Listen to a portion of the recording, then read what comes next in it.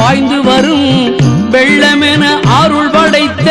வள்ளலே நீ நினைத்தால் போதுமே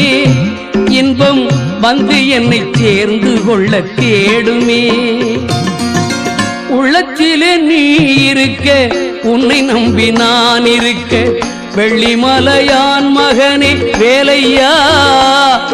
என் வாழ்வு வளம் காண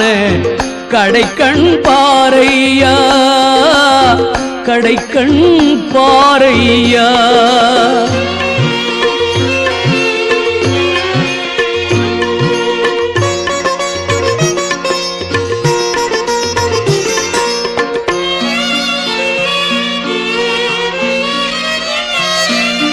தென்பழனி மலை மேலே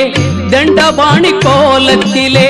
கண்குளிர கண்டு விட்டால் போதுமே என்றும் கருத்தில்